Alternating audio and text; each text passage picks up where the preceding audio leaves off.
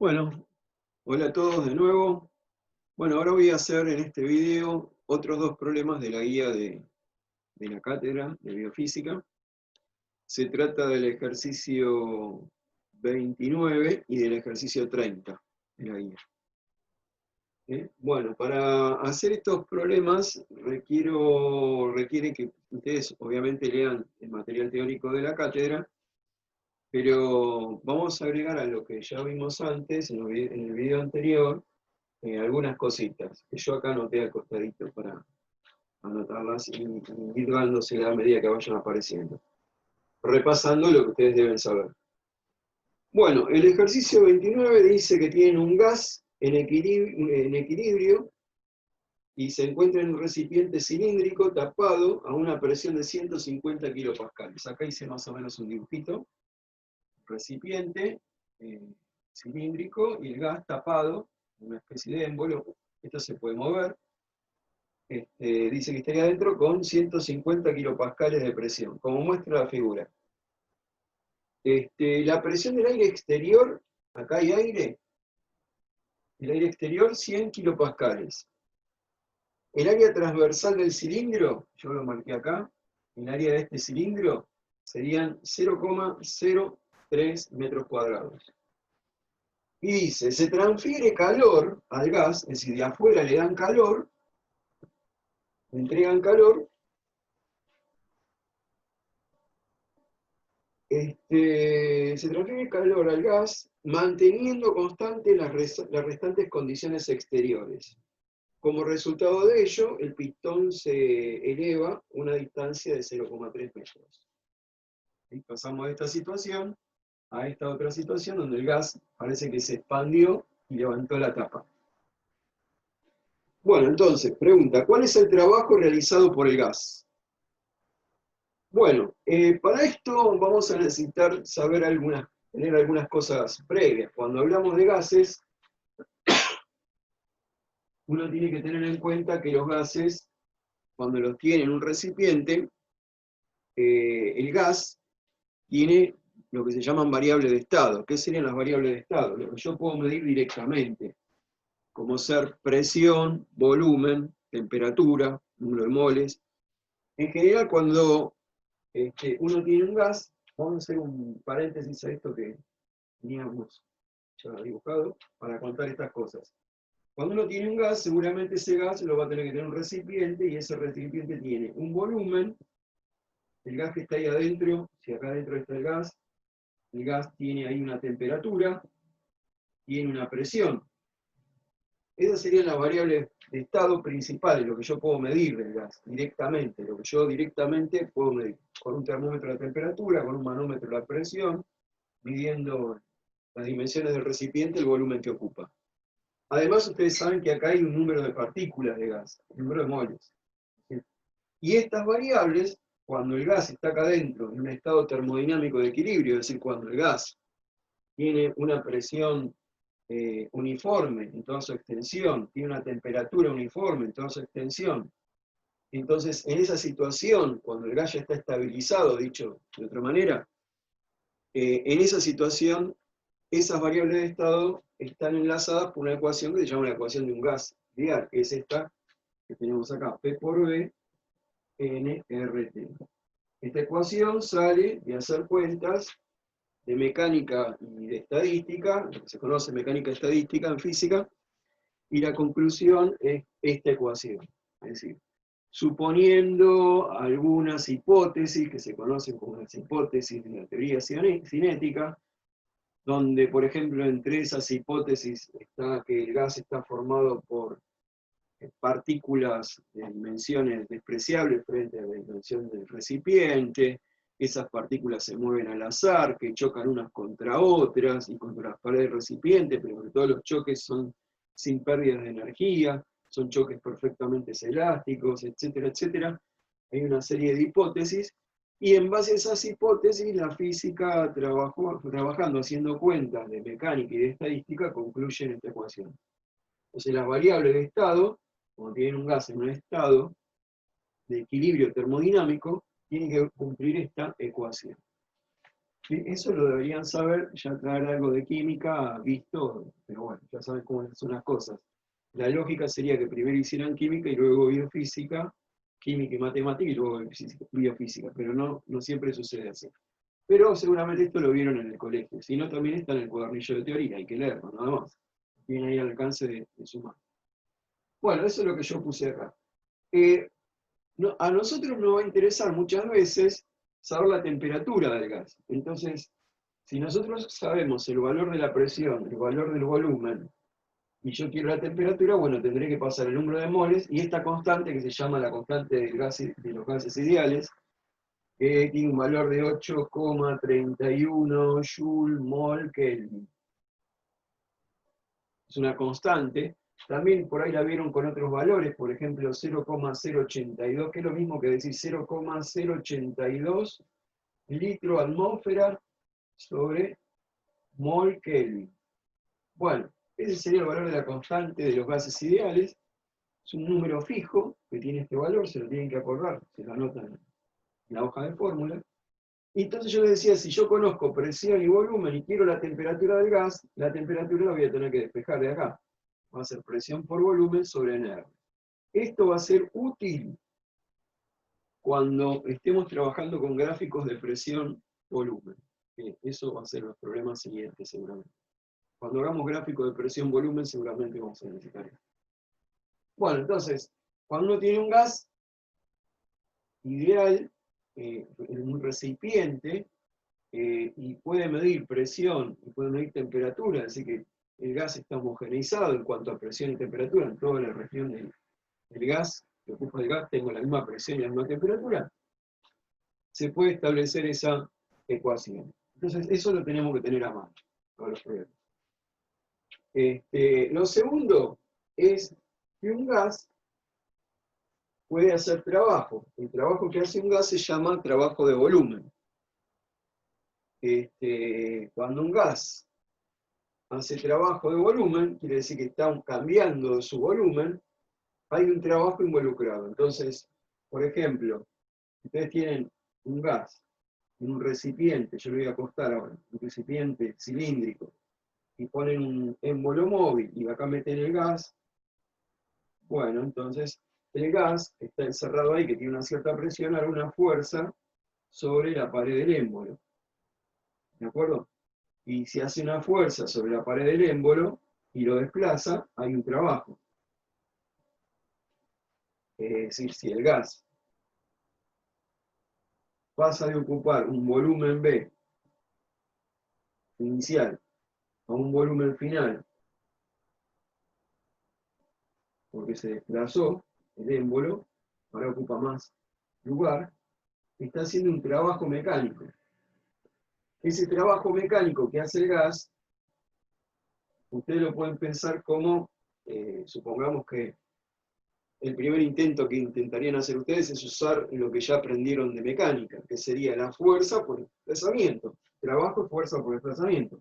Sería la fuerza que hace el gas por lo que lo desplaza. Ok, en este caso sería un trabajo positivo, porque el gas está haciendo fuerza para la derecha y se desplaza para la derecha. Si el émbolo se desplaza para el otro lado, el gas sigue haciendo fuerza para aquel lado. Entonces, si el gas, en vez de expandirse, se comprime, va a haber un trabajo negativo. Si se expande, va a haber un trabajo positivo, como en el caso que estoy dibujando acá. Es una situación donde hay un trabajo positivo.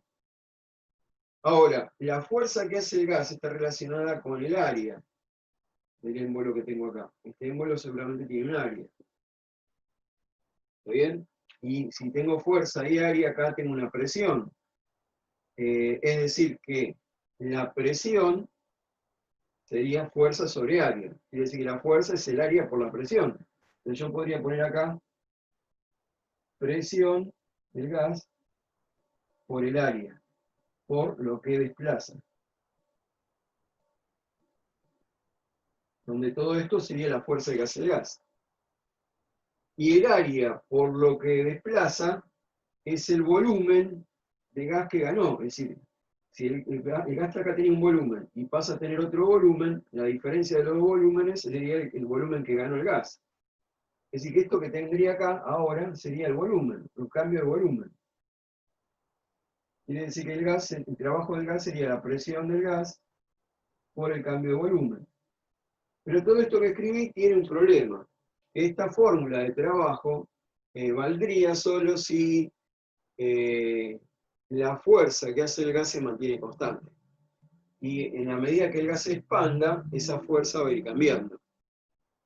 Es decir, que esta fórmula estaría mal aplicada en una situación general para un gas.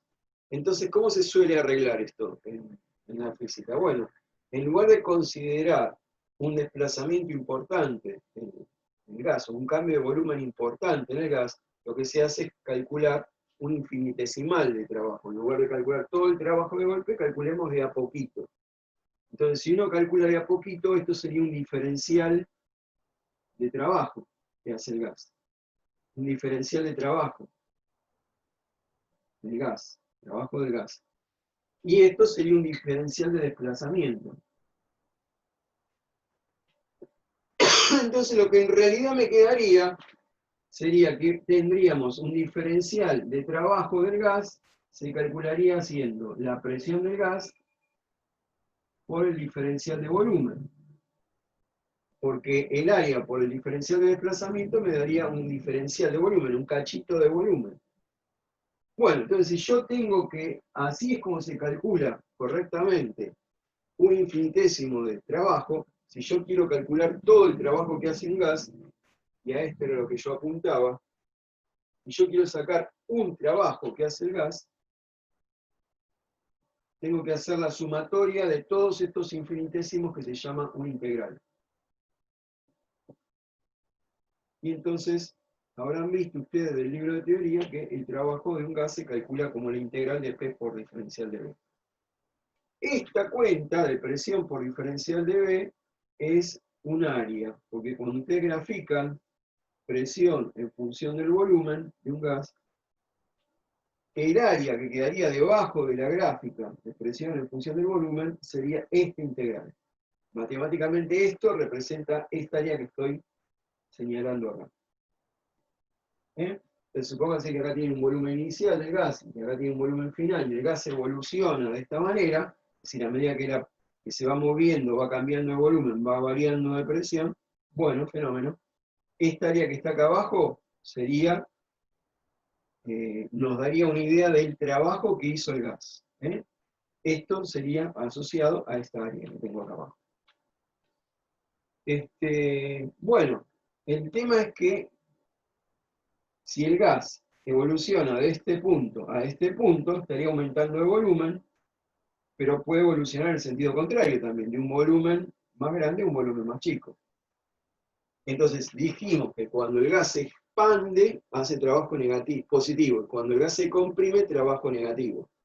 Entonces el trabajo del gas, el trabajo que hace un gas, depende de qué está haciendo el gas. Te va a dar positivo cuando sea una expansión, te va a dar negativo cuando sea una compresión. ¿Cómo me doy cuenta cuando es una compresión o cuando es una expansión? Es muy fácil. Si el gas aumenta de volumen, es una expansión. Si el gas disminuye de volumen, una compresión. Bueno, todo esto que contesta en el libro, así que no hace falta esto que estoy diciendo. Si leyeron el libro, está todo ahí. Ahora, hay algunos procesos que son importantes saber. Procesos son evoluciones o transformaciones que puede hacer un gas. Si ustedes tienen un gas, un recipiente, donde el gas tiene una presión 1, un volumen 1 y una temperatura 1, y ese mismo gas, mantenemos siempre el mismo número de moles, pasa a otra situación, ¿no? Lo llevamos a otra situación, donde va a tener una presión 2 el gas, en un volumen 2 a una temperatura 2, bueno, podría suceder que durante este proceso, se le dice proceso, se le dice transformación, se le dice camino, también se le suele decir ciclo, cuando el gas evoluciona, una evolución. Estamos queriendo decir que las variables de estado toman otro valor. El gas está con unas variables de estado y cuando evoluciona o hace un proceso pasa a tener otros valores. Estas transformaciones que pueden hacer los gases de un estado a otro diferente se clasifican, ¿sí?, de acuerdo a su naturaleza, en transformaciones, por ejemplo, que se dicen reversibles o transformaciones irreversibles. Eso lo podemos ver o discutir o charlar más adelante. O transformaciones de acuerdo a las características en las que evoluciona, de acuerdo a si alguna variable de estado se mantiene constante. Por ejemplo, si el gas mantiene constante la presión, cambiando volumen, temperatura, se dice que el gas evoluciona de manera isobárica. Isobárica, igual presión significa. Evoluciones isobáricas son evoluciones que mantienen la presión constante. ¿Cómo se graficaría, por ejemplo, una evolución isobárica? Yo tengo que graficar cómo cambia la presión en función del volumen en una evolución isobárica. Tendría que pensar que el gas tiene que evolucionar así. Es decir, tiene que mantener la presión constante cambiando el volumen. Ponerle que este sea el estado 1 y este sea el estado 2 del gas. Acá va a tener la misma presión durante todo el proceso. Es decir, que estamos diciendo que la presión 1 y la presión 2 son iguales, pero estoy diciendo que acá la presión es constante. Con un volumen 1 acá y un volumen 2 acá. ¿Sí? Si el gas evoluciona de 1 a 2, si hace este tipo de evolución, se dirá que es una expansión isobárica. Si el gas va del estado 2 al estado 1, si hace el proceso inverso, se dice que es una compresión isobárica. El trabajo del gas va a estar dado por el área debajo del gráfico, haciendo el integral. Entonces, si uno hace el integral que tenemos acá para esta situación, y calcula el trabajo del gas, que está hecho también en la guía, fíjense, ese integral termina dando presión por variación de volumen. Es decir, que sería presión del gas por volumen final menos volumen inicial. Si vamos de 1 a 2, el volumen final sería 2, el inicial sería 1. Está claro que si yo hago este volumen menos este volumen va a dar positivo, pero si lo hago al revés, la cuenta, si este es el final y este es el inicial, la cuenta de restar va a dar negativa. Es decir, que esto puede ser positivo o negativo, de acuerdo a cómo se haga, si se hace de 1 a 2 o de 2 a 1. De cualquier forma sería una expansión o compresión isobárica. Isobárica es si vamos de 1 a 2 o de 2 a 1. Espero que se entienda, ¿no? Esto se supone que lo estoy haciendo a modo de repaso. Es lo que nos va a interesar saber ahora, porque en este problema concretamente tenemos una expansión o una compresión isobárica. Así que hasta acá les explico. Después hay otras transformaciones o evoluciones que pueden ser isocóricas, que significa igual volumen, o isotérmica, que significa a igual temperatura. La dejamos para charlar más adelante. Lo único que necesito es que ustedes sepan cómo sacar el trabajo del gas en una situación isobárica en este problema. Entonces eso ya está comentado. Bueno, entonces, volviendo al problema, así no nos escapamos de lo que queremos resolver. Estábamos en el ejercicio 29, ¿no? Es el ejercicio 29, donde yo ya lo esquematicé. Y decía que, vuelvo a repetir, que teníamos un gas en equilibrio, en un recipiente cilíndrico tapado, con una presión de 150 kilopascales, ¿sí? Como muestra en la figura. La presión del aire exterior es 100 kilopascales, el área transversal es de 0,03 metros cuadrados, se le transfiere calor al gas, manteniendo constantes las restantes condiciones exteriores. Como resultado de ello, el pistón se eleva 0,3 metros. Bueno, acá hay una pequeña trampita que se las voy a advertir. Fíjense que el exterior hace una presión de 100 kilopascales y el interior el gas tiene 150, es decir, que hay una diferencia de presiones, con lo cual acá no puede haber un equilibrio. Porque acá arriba tengo un pistón, y el pistón parece ser que tiene masa, con lo cual está aportando presión para mantener el equilibrio. Si el gas tiene 150 de presión para mantener su equilibrio con el entorno completo tiene que hacer al gas también 150 kilopascales. Si no, el gas no estaría en equilibrio con su entorno. Con lo cual, esto que me están dando acá es solo la presión del aire que hace sobre el pistón. Pero además, el pistón, al tener masa y tener peso, porque tiene masa, tiene peso, está actuando en un área de 0,03 metros cuadrados, estaría haciendo sobre el gas una presión. Con lo cual, la presión de todo esto debería ser 150. Entonces, si tengo 150 de gas y 150 del exterior, ahí estaría en equilibrio. Quiere decir que la presión extra que está aportando el pistón, es la presión del pistón, tiene que ser 50 kilopascales. Para que con la del aire exterior, que son 100, 50 más 100, 150, tenga equilibrio con el gas ahí adentro. Entonces, una vez que está en equilibrio las dos cosas, le inyecto calor y lo que sucede es que el gas se expande. ¿De acuerdo? Y entonces levanta la tapa. Bueno, ¿cuál es la pregunta acá? La pregunta es, ¿cuál es el trabajo realizado por el gas? Y ahí tenemos un problema. Yo no sé qué tipo de evolución hace el gas cuando le inyecto calor.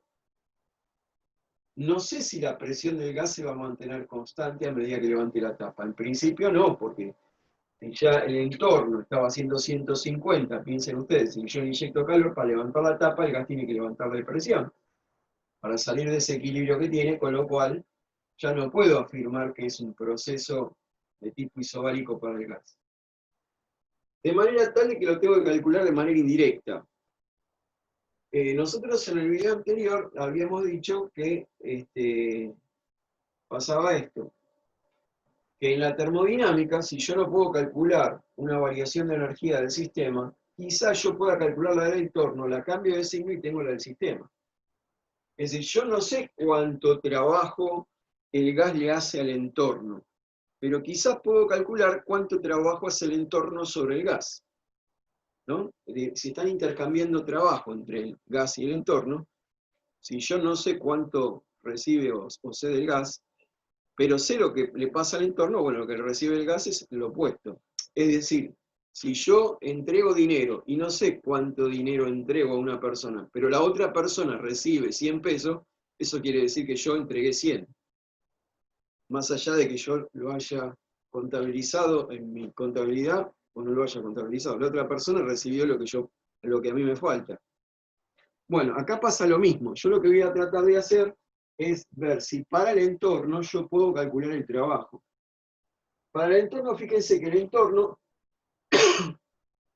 tengo un gas que tiene una presión de 100 kilopascales, pero también tengo un pistón que hace los otros 50. Quiere decir que la presión exterior total son 150. Bueno, entonces en esa situación, fíjense que el entorno, a medida que se levanta el pistón, no cambia la presión, la mantiene constante. Entonces el entorno sí es un proceso, hace un proceso isobárico, porque mantiene su presión constante. 150 kilopascales permanentes sobre el gas que está abajo de esta haciendo. De tal manera que yo puedo calcular el trabajo del entorno. El trabajo del entorno lo puedo calcular como la presión del entorno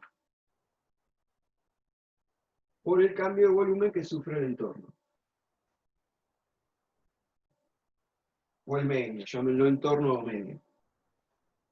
Bueno, ¿cuál es la presión del entorno? 150 kilopascales.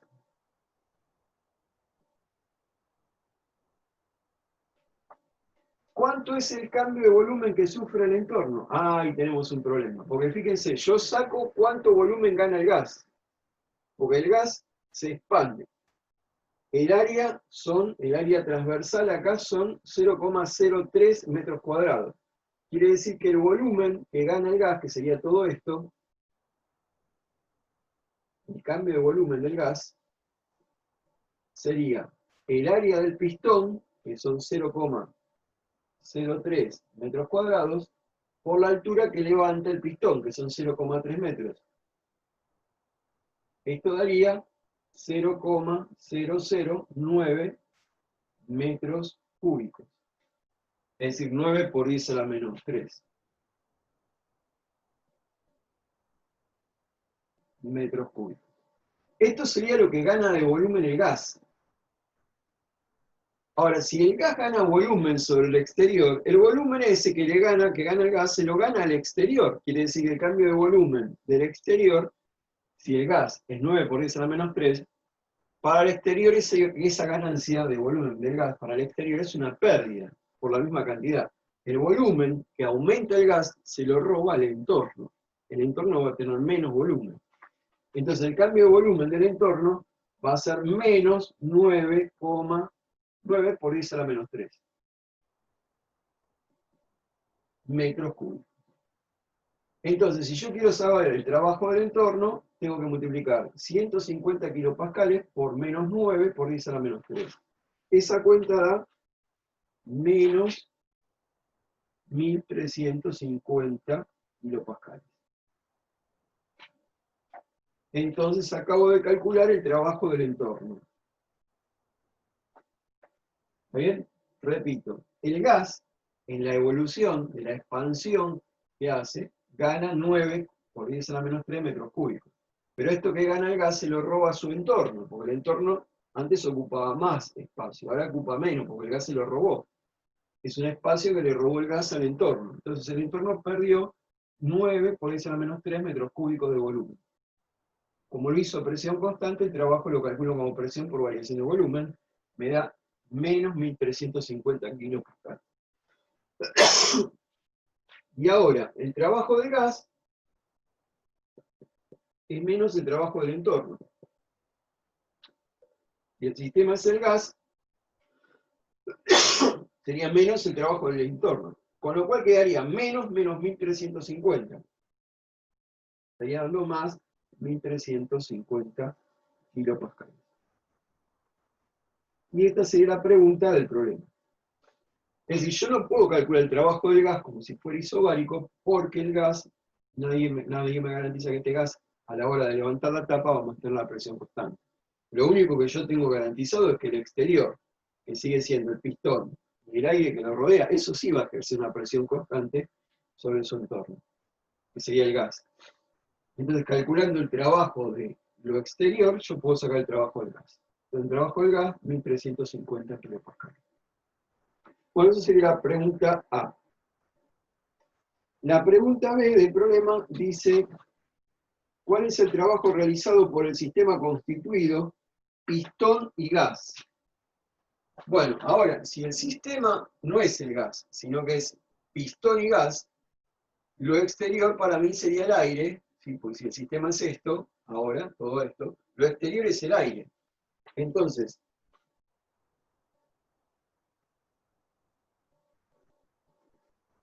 volvemos a lo mismo. El exterior, que sería el aire, tomó la parte B, ¿no? El problema. Sistema sería pistón más el gas. Entonces, el trabajo del entorno sería el trabajo del aire exterior.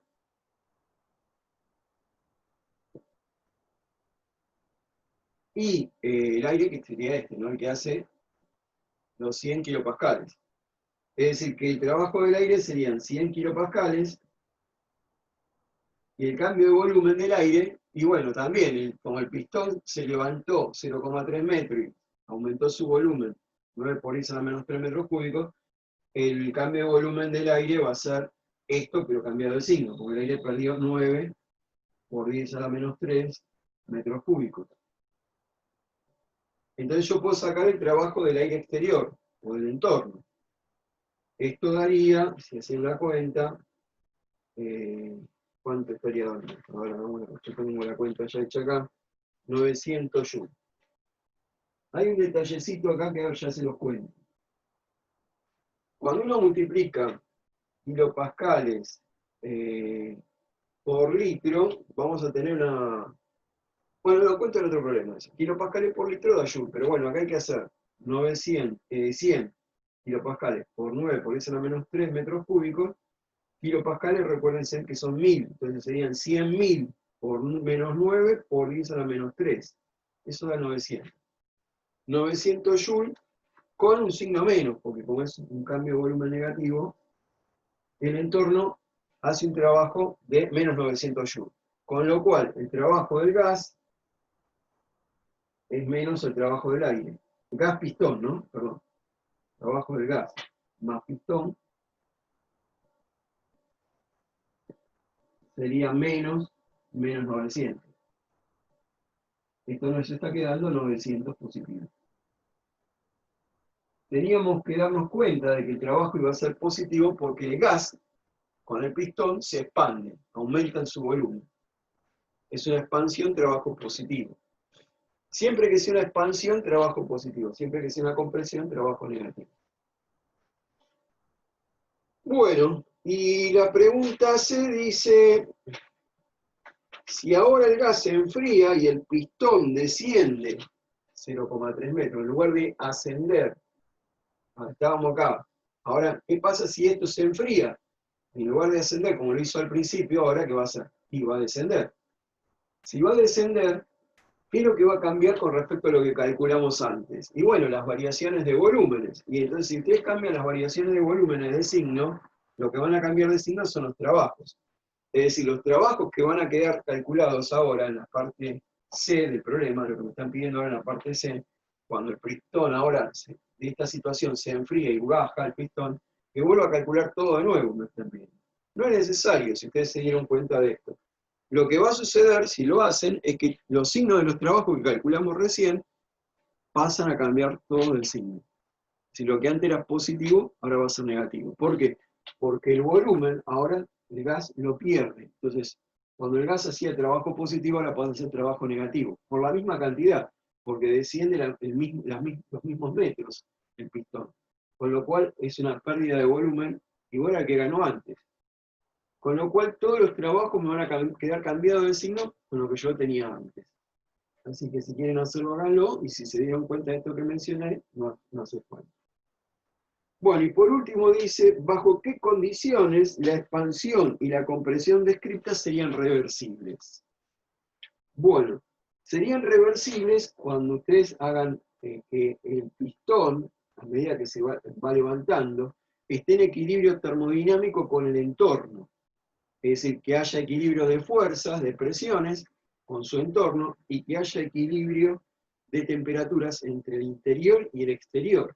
Si tiene que ser equilibrio termodinámico, que es un equilibrio doble, equilibrio de fuerzas, presiones y equilibrio de temperatura.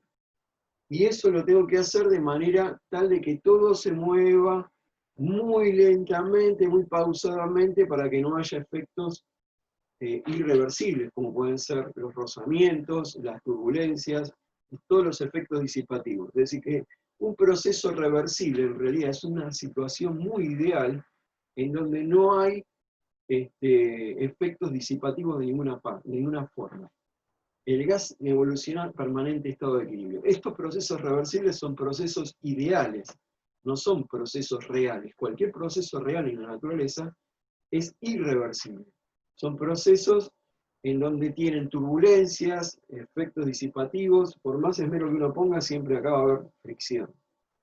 Entonces eso hace que no existan los procesos reversibles. Son como los líquidos ideales, no sé si recuerdan de las prácticas de fluido, donde uno pensaba en un líquido que no tenía viscosidad. Pero bueno, está bien, despreciando la viscosidad, decíamos. Pero no existen fluidos que no tengan viscosidad. Uno puede hacer que se parezca, pero que sea ideal, no. Bueno, lo mismo, los procesos, uno puede hacer que se parezca a un proceso reversible, que sería una situación ideal. ¿Para qué se estudian esos procesos? Y bueno, porque hay veces que los efectos disipativos son, como las fricciones, las turbulencias y demás, son efectos que no son importantes a la hora de los cálculos, y entonces si uno los termina despreciando, llega a los mismos resultados que si los considerara, pero de manera mucho más fácil. Estudiar los procesos reversibles son procesos más fáciles con las cuentas que los irreversibles. Entonces la idea de todo esto es pensar procesos reversibles que se aproximen a a la situación real, ¿no?, que uno tiene. Si yo tengo una situación de una expansión de un gas donde no es un equilibrio termodinámico entre el gas y el exterior, chau, no sería reversible. Pero bueno, hay situaciones en donde se pueden llegar a estudiar procesos donde estos efectos disipativos no sean importantes, y esos procesos nosotros los llamamos reversibles. Bueno, hasta aquí llegamos con este problema del 29, así que ahora vamos a pasar a hacer el 30. El 30 también es un ejercicio interesante para mí. Bueno, pasamos al 30. En el 30 nos dicen, a ver lo siguiente, nos dicen que tenemos un gas que absorbe 20 kilocalorías. Como absorbe 20 kilocalorías, serían más 20 kilocalorías. Calor absorbido, calor positivo. Y se expande contra una presión exterior de 1,2 atmósferas. Presión exterior, 1,2 atmósferas. Es una expansión, ¿no? Se habla de una expansión. Esto ya me está diciendo algo, que el trabajo que va a hacer ese gas va a ser positivo. Lo que comentamos hace un ratito, ¿no? Desde un volumen de 5 litros hasta triplicar su volumen. Es decir, que si yo, volumen inicial de 5 litros, hasta triplicar su volumen, hasta un volumen final, que sería 3 veces el volumen inicial, que serían 15 litros. Si yo grafico cómo evoluciona la presión de este gas en función del volumen, y bueno, yo me tendría que imaginar algo así.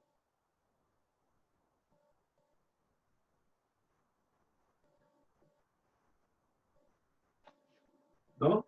Donde esto sería 1,2 atmósferas. La mantiene constante, ¿sí? Pero ¿cuál es el problema? El problema es que el gas que yo tengo, no me dicen que ese gas está evolucionando de manera reversible. Así que bueno, esto no sería muy válido.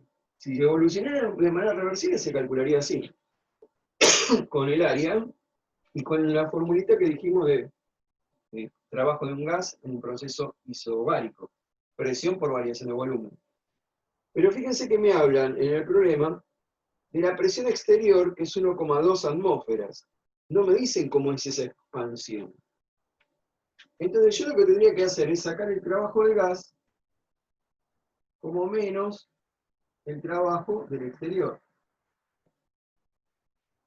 Entonces, menos el trabajo del exterior, que sería la presión exterior, por el cambio de volumen del exterior. ¿De acuerdo? Es decir, tendría que sacar el trabajo del gas de manera indirecta, porque no puedo decir que el gas evolucionó de manera reversible y dibujar la presión en función del volumen de esta manera. Es decir, que acá esto no lo puedo aplicar, porque el gas no sé qué pasa con el gas. Sí sé qué pasa con el exterior. Ahora, fíjense, el exterior siempre mantiene una presión de 1,2 atmósferas, entonces el exterior sí hace un proceso isobárico. Si la presión exterior es 1,2 atmósferas, tendría que ver cuánto cambia el volumen del exterior al gas. Ahora, fíjense de vuelta que pasa como lo que teníamos hace un ratito. Si yo tengo el gas encerrado en un volumen, y este volumen pasa de un volumen inicial a uno que es el triple, bueno, no lo dibujé muy bien, pero ustedes entenderán, paso de tener el gas en este volumen a tener gas en este otro volumen, el cambio de volumen que sufrió mi sistema sería de 15 a 5, 10. Este es el volumen ganado por el gas, serían 10 litros. Esos 10 litros que ganó el gas se los quitó al entorno, al aire que lo rodeaba. Entonces, el cambio de volumen del exterior tiene que ser menos 10 litros. Y entonces, si yo tengo la presión exterior y cuánto perdió de volumen el exterior, haciendo esta cuenta, menos por menos da más, darían 12 litros atmósfera. menos 1,2 por 10, menos 12 litros de atmósfera. Las litros de atmósfera, si quieren, la pueden llevar a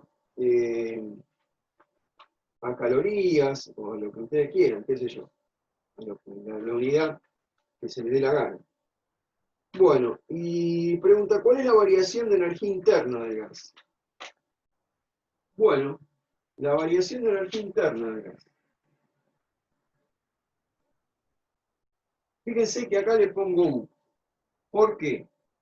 Bueno, cuando se trate de la energía de un gas, nosotros hablamos de la energía interna. No de la energía en general, sino de una particular que se llama energía interna. Porque uno tiene que considerar lo siguiente. A ver si les puedo aclarar el asunto. Cuando uno tiene un sistema, la energía que tiene el sistema, que uno está estudiando, en realidad viene por todas las energías cinéticas que pueda tener el sistema, ¿sí? Porque el sistema puede estar moviéndose, puede estar trasladándose, puede estar rotando. Esas energías de rotación nosotros no las analizamos en el curso, pero podría ser que esté. Entonces uno tiene que evaluar cuánta energía tiene un sistema, tiene que contar todo. Es como contar cuánta plata tiene uno. No es nada más la plata que uno tiene en el bolsillo. Tiene que contar todo.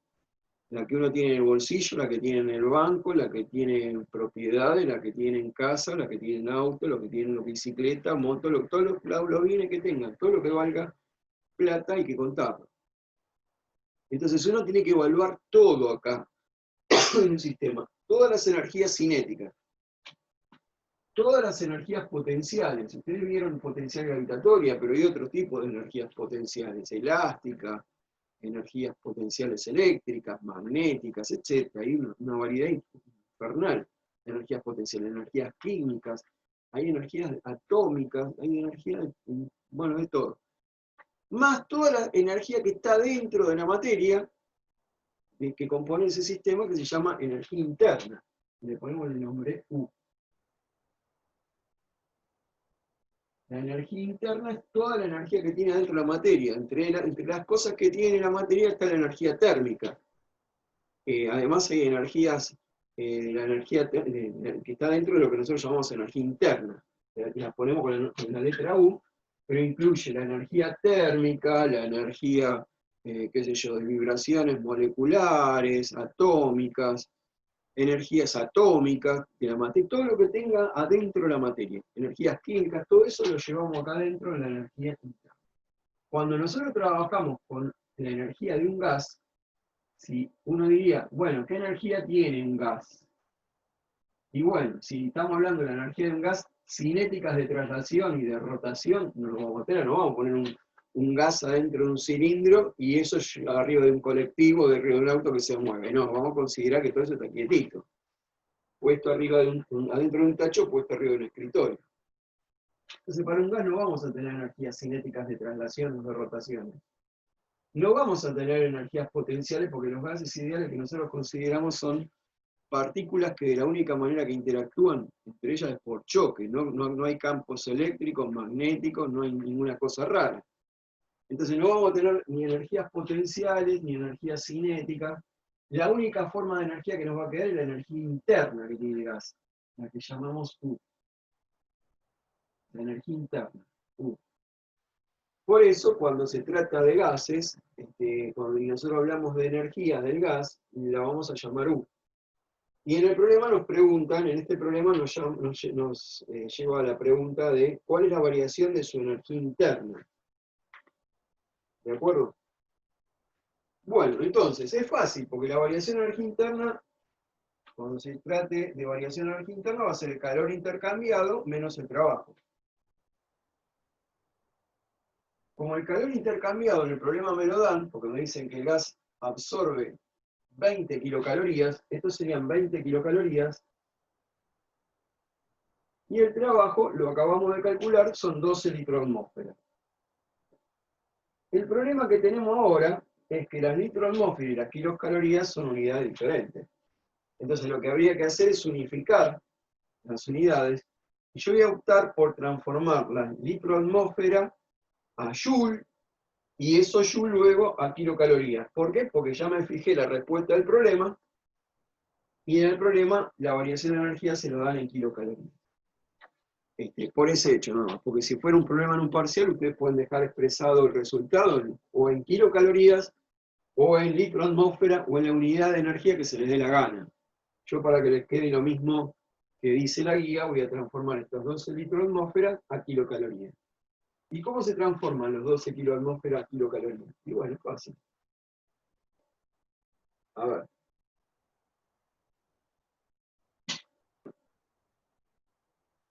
$12 litros atmósfera.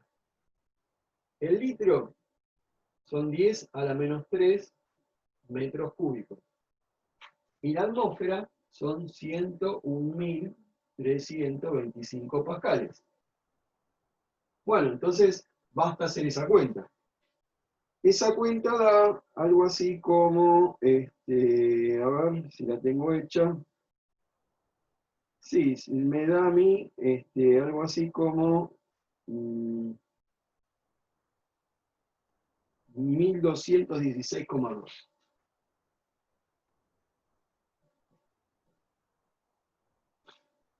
Y ahora los Joule los paso a calorías. ¿Sí? Acuérdense que el Joule en calorías son 0,24. Y cuando multiplico 1216,2 por 0,24, a mí en calorías me estaría dando, qué sé yo, ahora tengo la cuenta por acá. Ah, pero hay que pasarlo a kilocalorías, entonces inclusive hay que dividirlo por 1000. Entonces sería esto dividido 1000, o kilojoule esto. Bueno, la cuestión es que todo esto va a quedar más o menos algo así como 292 calorías. Haciendo la cuenta. Perdón, sí, calorías. Dije bien. Paso los joule a calorías. Esto por 0,24, 292 calorías. Y si lo quiero en kilojoule, bueno, esto habría que dividirlo por 1000. Sería 0,292 kilocalorías. Bueno, entonces 12 litros de atmósferas terminarían siendo 0,0292 kilocalorías. Acá está.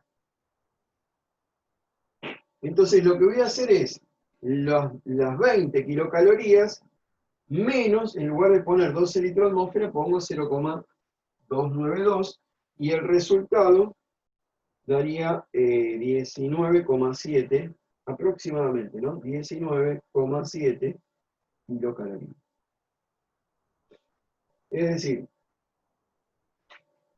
la variación de energía interna del gas, calor menos trabajo, no la puedo hacer 20 menos 12 y poner cualquier cosa, porque las unidades serían cualquier cosa. Kilocalorías menos litro de atmósfera no se pueden restar. Entonces lo que hay que hacer es transformar estas litro de atmósfera, son litro de atmósfera, a kilocalorías, que son 0,292 kilocalorías, y hacer la resta en kilocalorías. 20 menos 0,292 da 19,7 kilocalorías. Bueno, espero que hayan entendido. Es un ejercicio muy sencillo. Fíjense que no había mucha complicación.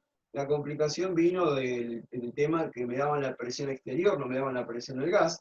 Entonces yo calculo, cuando me da la presión exterior, el trabajo del exterior, le cambio el signo, como dijimos en los dos primeros videos, ¿no? Cambiándole el signo, el trabajo del entorno, ustedes sacan el trabajo del sistema. En mi caso el sistema era el gas, pero me daban la presión del exterior. Y no me decían que la evolución era reversible, es decir, que estaba en equilibrio. Así que si lo hago como si fuera reversible, que si estuviera en equilibrio, sí, pero corro el riesgo de que después me digan en la corrección, pero no estaba el dato de que era irreversible. Entonces hay que calcular el trabajo del entorno en esa situación. Y de manera indirecta sacar el trabajo del gas. Bueno, espero que se haya entendido, y bueno, seguimos con el próximo video, que serían los últimos ejercicios de primer principio. Bueno, nos vemos luego. Hasta luego.